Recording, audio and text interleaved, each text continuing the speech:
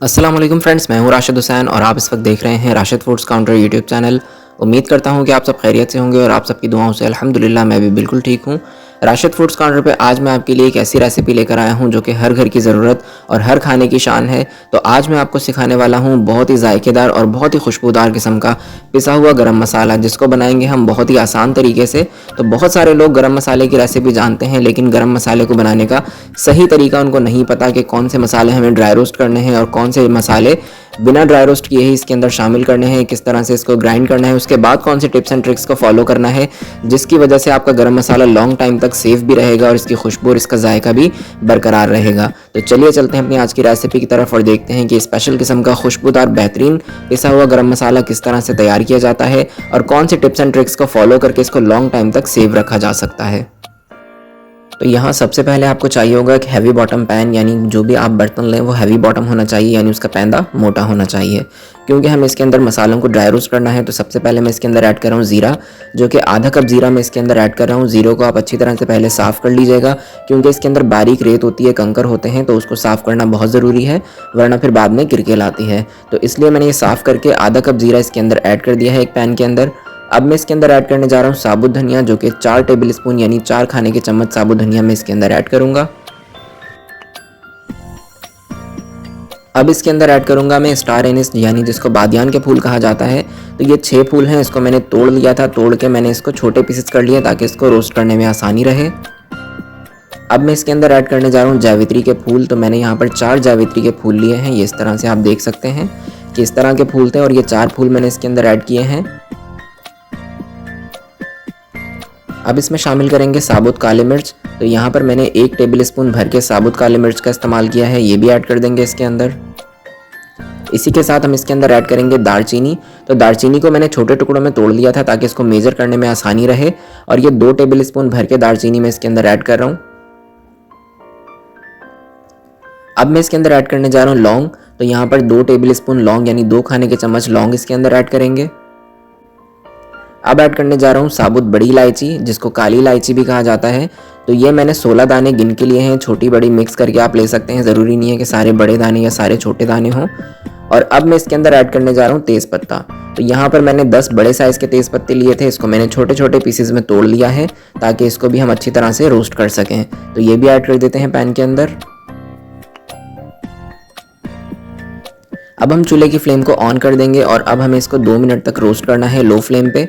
तो इस तरह से आपने इसको चलाते हुए रोस्ट करना है और ध्यान रखिएगा कि चूल्हे की फ्लेम लो रहनी चाहिए।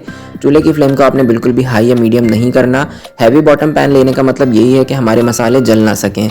तो बस आपने ये ध्यान रखना है कि मसालों में बिल्कुल भी ऐसी चीज़ पैदा ना हो जिसकी वजह से इसका जायका ख़राब हो जाए, यानी आपने इसको जलने से बचाना है, आपने इसको सिर्फ रोस्ट करना है। तो जैसे ही 2 मिनट हो जाएंगे उसके बाद मैं इसके अंदर कुछ और चीज़ें भी ऐड करूँगा। तो 2 मिनट हो चुके हैं, अब मैं इसके अंदर ऐड करने जा रहा हूँ जायफल। तो ये 3 स्मॉल साइज़ के यानी 3 छोटे साइज़ के मैंने जायफल लिए हैं, इसको मैं क्रश कर लूँगा। क्रश करने के बाद मैं इसके अंदर ऐड करूँगा। जायफल को हमने पहले इसलिए ऐड नहीं किया क्योंकि हमें इसको बहुत ज़्यादा रोस्ट नहीं करना, बस हल्का सा ये गर्म हो जाए। अब जायफल ऐड करने के बाद हम इसको दोबारा से रोस्ट करना शुरू कर देंगे, यानी वैसे ही लो फ्लेम पे ही हमने इसको रोस्ट करना है। तो 3 से 4 मिनट हम इसको और रोस्ट कर लेंगे, और जैसे ही इसमें से खुशबू आना शुरू हो जाएगी तो आप समझ जाइएगा कि आपके मसाले रोस्ट हो चुके हैं। आपने इसको बिल्कुल भी जलाना नहीं है, यानी इसका कलर आप बिल्कुल चेंज मत कीजिएगा, बस हल्का सा इसका कलर चेंज होगा, इसमें से खुशबू आना शुरू हो जाएगी और आपके मसाले बहुत ही अच्छी तरह से ड्राई रोस्ट हो जाएंगे। तो बहुत सारे लोग इसके तमाम मसालों को बहुत ज़्यादा ड्राई रोस्ट कर देते हैं, जिसकी वजह से इसका कलर भी ख़राब हो जाता है और इसकी खुशबू भी वैसी नहीं रहती। और अब इसको मैंने 3 से 4 मिनट और रोस्ट कर लिया है, तो मज़ीद अब हमें इसको रोस्ट करने की ज़रूरत नहीं है। अब हम चूल्हे की फ्लेम को ऑफ़ कर देंगे और इसको ठंडा होने देंगे, यानी कि हमें इसको पूरी तरह से ठंडा करना है। उसके बाद हम इसके अंदर कुछ और चीज़ें भी ऐड करेंगे जो इसके खुशबू को और इसके जायके को बढ़ाएंगी। वो कौन सी चीज़ें हैं वो आपको आगे पता चलेगा। तो ये लीजिए, अब ड्राई रोस्ट किए हुए तमाम मसाले पूरी तरह से ठंडे हो चुके हैं। तो अब मैं इसके अंदर ऐड करने जा रहा हूँ हरी इलायची, जो कि मैंने 1 टेबल स्पून भर के इसके अंदर ऐड की है, और ये छोटी बड़ी दोनों मिक्स हैं हरी इलायची, ये सारी 1 टेबल स्पून भर के इसके अंदर ऐड कर देंगे। उसके बाद हम इसके अंदर ऐड करेंगे काला ज़ीरा। तो यहाँ पर 1 चाय का चम्मच काला ज़ीरा ऐड कर रहे हैं, जो कि बहुत ज़रूरी है। पिसे हुए गरम मसाले के अंदर बहुत अच्छा इसका फ्लेवर आता है, बहुत अच्छी खुशबू आती है।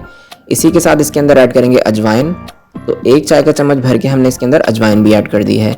तो ये वो 3 चीज़ें थी जिनको हमें बिल्कुल भी ड्राई रोस्ट नहीं करना होता। अगर हम इनको भी ड्राई रोस्ट कर देंगे तो इसका टेस्ट भी ख़राब हो जाएगा और इसकी खुशबू भी वैसी नहीं आएगी जैसी आनी चाहिए।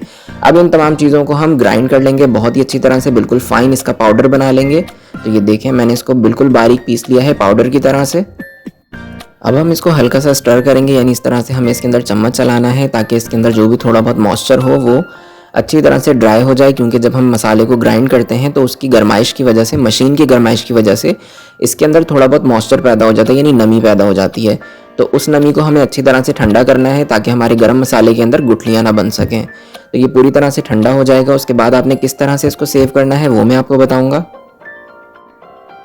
तो यहाँ पर मैं एक शीशे के जार का इस्तेमाल कर रहा हूँ गरम मसाले को सेव करने के लिए, जो कि बिल्कुल अच्छी तरह से वॉश हुआ हुआ है और अंदर से बिल्कुल खुश्क होना चाहिए। तो इस बात का आपने ध्यान रखना है। और शीशे का जार हम इसलिए इस्तेमाल करते हैं क्योंकि इसके अंदर शेल्फ़ लाइफ बहुत ज़्यादा बढ़ जाती है, कीड़े पैदा नहीं होते, मसाले के अंदर गुठलियाँ नहीं बनती, तो इसलिए हम शीशे के जार का इस्तेमाल करते हैं। और अब यहाँ पर मैंने एक पेपर ले लिया है। ये पेपर मैंने इसलिए लिया है ताकि हमें जो गरम मसाला है उसको जार के अंदर शिफ्ट करने में आसानी रहे। तो पहले हम इस पाउडर को इस पेपर के ऊपर डाल देंगे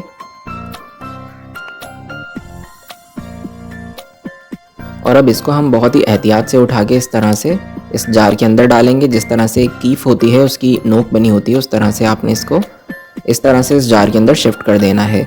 तो इस तरह आपका गरम मसाला नीचे गिरने से, ज़ाया होने से बच जाएगा। तो ये देखें कितनी आसानी से मैंने इसको जार के अंदर शिफ्ट कर दिया है।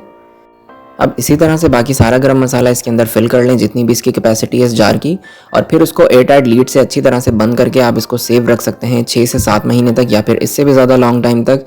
ना तो इसकी खुशबू ख़राब होगी, ना ही इसका कलर ख़राब होगा।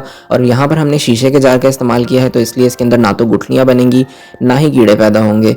तो बहुत ही सिंपल सी, बहुत ही आसान सी रेसिपी है जिसको मैंने तमाम टिप्स एंड ट्रिक्स के साथ आज आपको सिखाया है। तो इस गरम मसाले को लाजमी बनाइएगा, अपने खानों में इस्तेमाल कीजिएगा। आपके खानों की खुशबू इतनी बढ़ जाएगी कि हर कोई आपके खानों की रेसिपी पूछेगा और आपके खानों की खुशबू से आपके घर तक पहुंचेगा, ये मेरी गारंटी है। तो दुआओं में याद रखिएगा, अपना बहुत ख्याल रखिएगा। अगर ये रेसिपी पसंद आई तो इसको लाइक और शेयर लाजमी कीजिएगा। इसी तरह की मज़ीद सिंपल, आसान और मज़ेदार रेसिपीज़ के लिए मेरे चैनल को सब्सक्राइब करना बिल्कुल मत भूलिएगा। दुआओं में याद रखिएगा, अपना बहुत ख्याल रखिएगा। फिर मिलेंगे राशिद फूड्स काउंटर पर किसी और मज़ेदार रेसिपी के साथ। तब तक के लिए अल्लाह हाफ़िज़।